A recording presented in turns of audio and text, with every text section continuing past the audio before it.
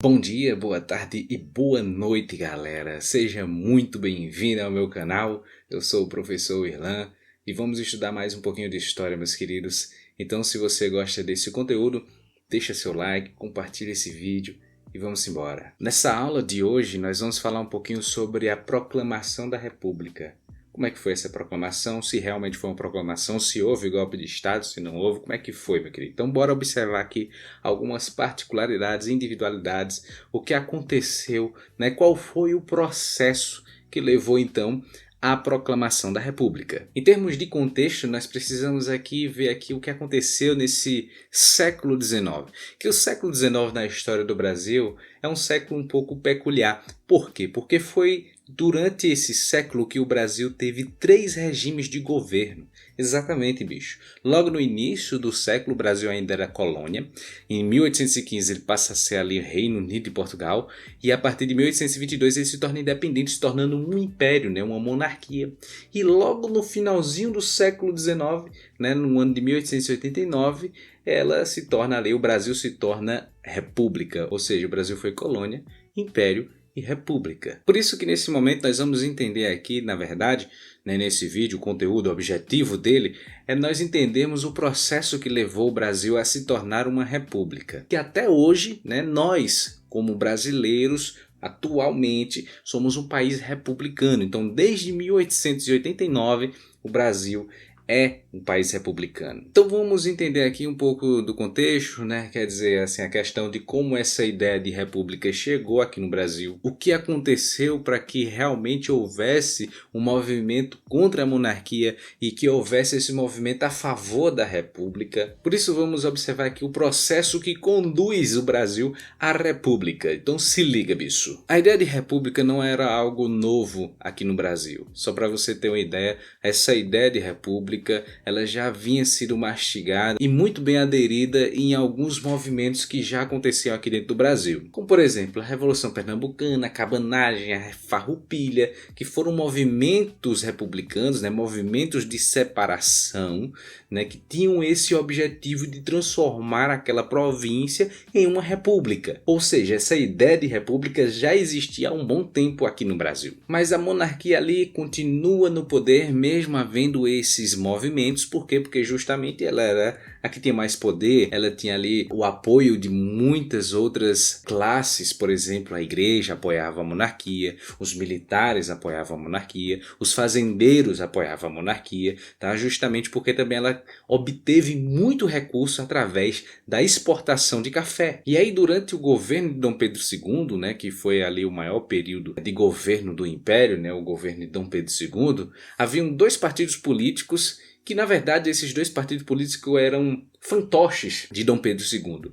que era o Partido Liberal e o Partido Conservador. Então, com o objetivo de participar ainda mais da política, ou seja, querendo ser cidadão de fato, alguns fazendeiros do Oeste Paulista começaram a se movimentar, né, a favor da República no Brasil. Não só fazendeiros, mas também advogados, médicos, jornalistas, professores, engenheiros, uma galera que fazia parte dos profissionais liberais. Juntos, em 1870, essa galera aí que apoiava a república no Brasil lançaram um manifesto republicano que defendia o federalismo e também a república. Federalismo, meus queridos, para vocês que não sabem, é um sistema baseado aí na autonomia das províncias ou dos estados. No caso, por exemplo, o nosso Brasil atual, cada estado é independente. Como assim independente? Ele é autônomo, ele tem sua própria legislação, ele tem sua própria constituição, ele tem seu próprio governador. Então isso é que faz do Brasil ser uma república federativa. Cada estado ele tem autonomia. Um exemplo maior ainda foi justamente esse período de pandemia, de que o presidente do Brasil, né, no caso o governo federal, ele lançava as normas e quem na verdade iria governar, vamos dizer assim, administrar essa gerência contra a pandemia, né, contra o coronavírus, seria cada estado, cada município. E isso faz parte de uma federação. Cada província ela é autônoma. E a república é justamente a ideologia de que uma nação é governada por uma república, e que o chefe de Estado, né, o chefe superior, o chefe dessa república, ele é eleito por alguns, né, por aqueles que fazem parte da política, ou seja, pelos cidadãos, e esses cidadãos elegem esse seu representante na república, e ele fica por um tempo limitado, não é como a monarquia que ele vai ficar por toda a sua vida e depois que morrer os seus filhos vão ficar no poder. Não, na república o cara fica por um tempo limitado e depois desse tempo ele tem que deixar o governo para outra pessoa, outro representante ser eleito. E esse que é representante, né, o líder dessa república, ele vai tomar conta, ou seja, ele vai administrar a coisa pública, que é justamente isso que significa república, a coisa do povo. Bom, mas nesse manifesto republicano tinha um lema bem interessante que dizia o seguinte: somos da América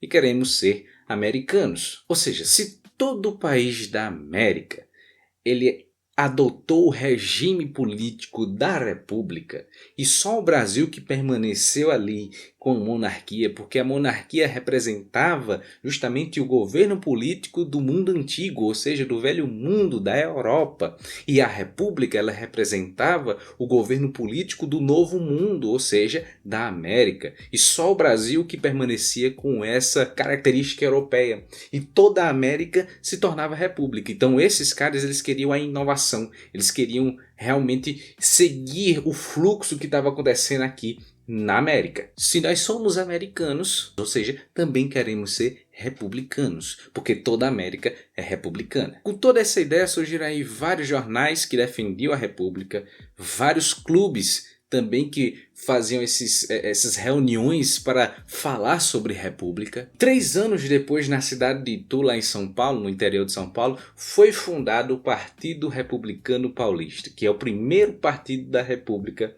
que existiu. Mas todo esse movimento republicano ele não era homogêneo, ou seja, não era unificado. Haviam grupos que se divergiam entre si, mas tinham 3 grupos que eram 3 grupos principais desse movimento republicano.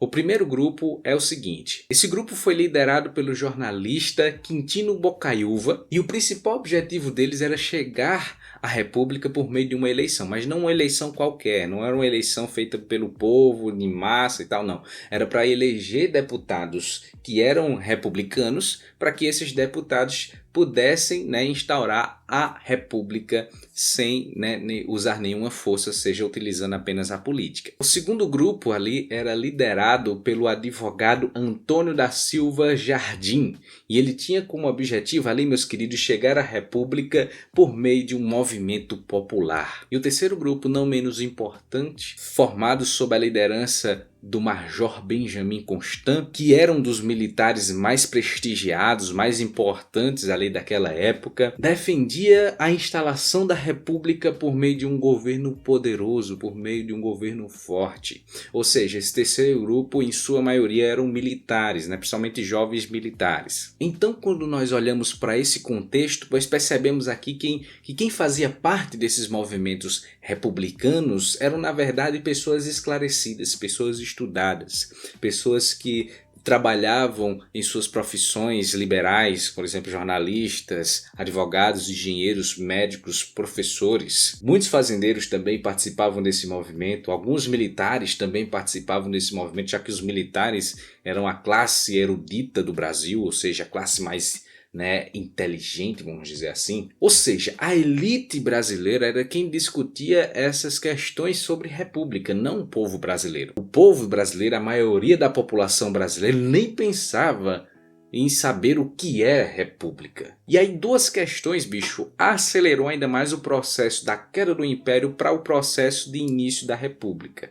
Quais foram essas 2 questões? Primeiramente, a questão religiosa. A primeira Constituição do Brasil, a Constituição de 1824, né, que foi feita ali por Dom Pedro I, ela tinha umas características bem interessantes. E uma delas é que o Brasil ele tinha uma religião oficial, né, oficializada por esta Constituição. E a religião oficial do Brasil era o catolicismo romano. E por causa disso, né, o imperador era quem comandava, quem controlava as igrejas do território brasileiro. E o imperador controlava a igreja por meio de duas coisas, o beneplácito e o padroado. O beneplácito era o direito do imperador brasileiro aprovar ou não a bula papal.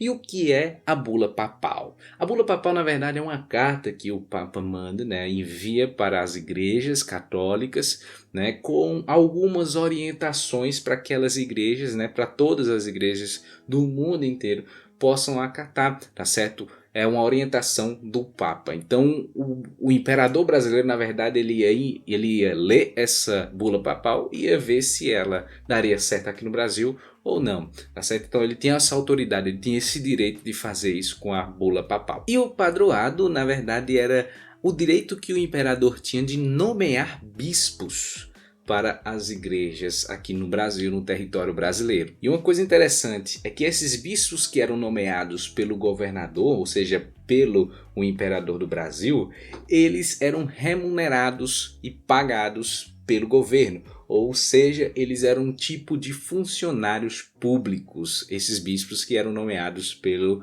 imperador. Mas então fica a pergunta, por que a igreja foi um problema para o imperador, né? Para o Império Brasileiro? Como você pode ver, por causa dessas duas coisas, né? O beneplácito e o padroado, a igreja ela ficou um pouco que limitada. Então se liga nesse processo, no que aconteceu, bicho. Em 1864, o Papa Pio IX, ele lança uma bula papal no qual ele proíbe que todos os católicos fizessem parte ou estivessem ligados de alguma forma com a maçonaria. Só que aí, meu irmão, a gente poderia falar de maçonaria aqui e tal, mas daria um outro vídeo só falando de maçonaria e principalmente também falando sobre maçonaria no Brasil. Mas isso fica para outra história, para outro vídeo, quem sabe. E aí, meus queridos, como grande parte da elite brasileira, assim como também o Dom Pedro II tinha ligação com a maçonaria, é claro que ele, lendo essa bula papal, ele não ia aprovar de jeito nenhum. Por exemplo, o pai dele, né, o Dom Pedro I, ele chegou à patente mais alta, a posição máxima da maçonaria, né, o Dom Pedro I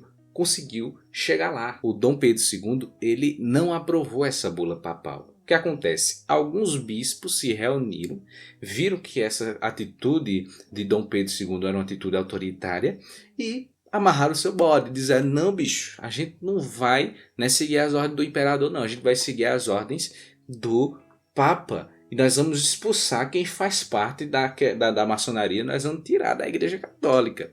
E o que acontece? O Dom Pedro II, vendo a sua autoridade sendo desrespeitada, o que é que ele fez? Ele puniu, né, julgou e puniu, condenou esses bispos que se rebelaram, né, os bispos rebeldes, a 4 anos de prisão. E aí, um ano depois de todo esse rebuliço aí, Dom Pedro II ele vai lá, conversa com o Papa e tal, faz um acordozinho e tal, e liberta, né, os bispos que foram presos. E aí passa um ano, né, eles presos ali todo, isso houve um desgaste entre o império e também a igreja. E aí justamente por causa desse desgaste que houve com a igreja, bicho, os republicanos, aquele movimento republicano, ele aproveita essa questão religiosa para começarem a manchar a imagem do imperador brasileiro. E como é que eles faziam isso? Eles faziam justamente usando a imprensa, né, o jornal, utilizando também comícios, onde eles faziam, né, denunciavam as corrupções que haviam dentro do governo, eles denunciavam à imprensa também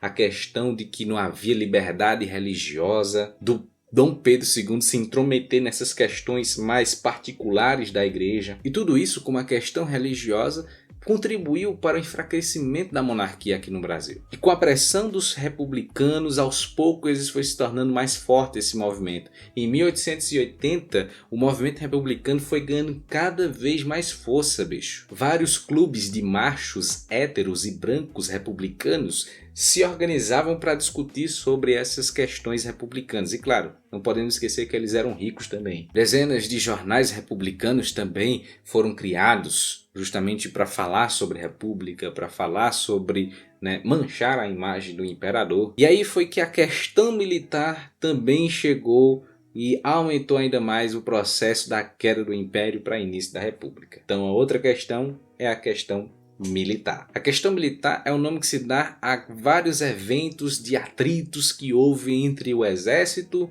e o Império. O atrito mais intenso entre o exército e o Império foi justamente quando o imperador puniu alguns oficiais do exército, né, que foi na verdade um tenente e um coronel que foi punido por fazer, né, por denunciar algumas práticas corruptas que haviam ali dentro do governo monárquico, no governo da monarquia, para a imprensa. E esses dois rapazes, né, o tanto o tenente como o coronel, eles eram a favor da abolição da escravidão. E isso aí, né, intensificou ainda mais a questão deles serem punidos. O Marechal Deodoro da Fonseca, ele foi responsável de colocar esses caras no xilindó, mas como ele viu que eram os compatriotas deles, né, eram da Irmandade, fazia parte do exército, ele não quis fazer isso. Negou colocar os caras, punir os caras. O que acontece? Por causa dessa recusa, ele foi demitido do seu cargo de comandante das armas e também de presidente da província do Rio Grande do Sul. E é uma coisa interessante, bicho, para você ter ideia desse contexto aqui, né? O Marechal Deodoro da Fonseca, ele era um amigo muito próximo de Dom Pedro II. Mas por causa dessa atitude que o imperador toma contra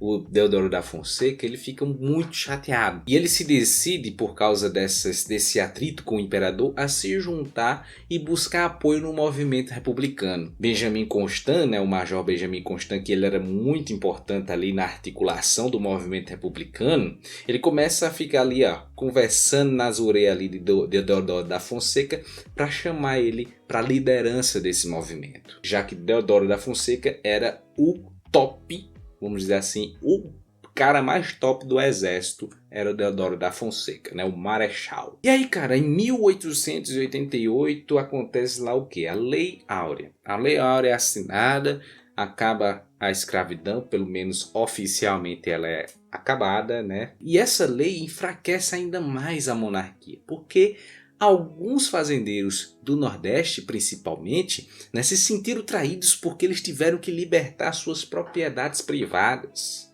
tiveram que libertar os escravos que eles tinham em mãos. E isso para eles, na cabeça deles era o seguinte: bicho, eu tô perdendo dinheiro, eu investi dinheiro nesses caras e agora eu vou perder a minha propriedade de graça, assim, do nada, por causa de uma lei. Então eles deixam de apoiar o imperador justamente porque eles se sentiram traídos, esses fazendeiros lá do Nordeste, aqui do Nordeste no caso. E os fazendeiros lá do Oeste Paulista, por exemplo, eles estavam cada vez mais ligados com o Partido Republicano Paulista. Então o Partido Republicano Paulista estava tomando forma e cada vez mais crescendo. As classes médias, por exemplo, os profissionais liberais que faziam parte também do movimento republicano, queriam participar ainda mais da política, ou seja, queriam ser cidadãos. E os militares, por causa desses atritos que haviam ali com Dom Pedro II, estavam cada vez mais distantes do império, né, do imperador, e querendo também se aproximar ainda mais do movimento republicano. E aí, nesse clima de insatisfação social, né, você pode observar que o Império Brasileiro estava quase sem apoio nenhum. A monarquia, ela estava sem apoio da igreja, estava sem apoio dos fazendeiros do Nordeste, sem apoio dos fazendeiros do Sudeste, sem apoio dos militares, no caso do exército. Ou seja, ela estava enfraquecida. E aproveitando esse momento de fragilidade do governo do Império, o Marechal Deodoro da Fonseca, ele vai se encontrar ali com o líder do Partido Republicano Paulista, que é o Quintino Bocaiúva. E juntos eles começam a planejar algumas coisas para derrubar ali a monarquia e instaurar um governo republicano. Foi então que na manhã de 15 de novembro de 1889, Deodoro da Fonseca mais alguns soldados começam a marchar em direção ao palácio do governo e começa ali a expulsar todo o governo da monarquia. A monarquia já tinha sido avisada antes que haveria isso e ela já tinha ido partido lá para Portugal. E ou seja, eles fizeram um golpe de Estado, né? Eles organizaram um golpe de Estado e fizeram esse golpe de Estado, tiraram a monarquia do poder e deram início a um governo republicano aqui no Brasil. Por isso que nós hoje, né, comemoramos o 15 de novembro como o dia da proclamação da República.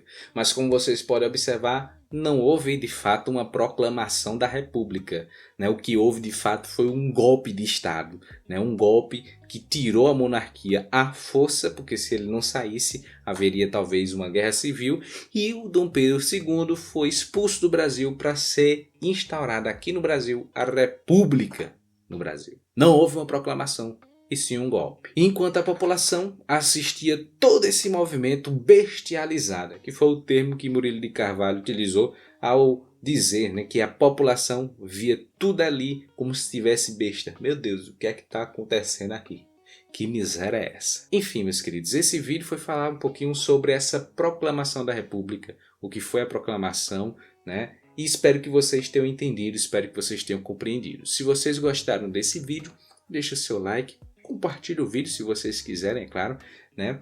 E é isso aí, se inscreve no canal se você é novo por aqui e tamo junto, pessoal, beleza? Então até a próxima aula e qualquer coisa é só tu comentar aí, que talvez eu responda, não sei. Valeu, pessoal, até a próxima, valeu, falou!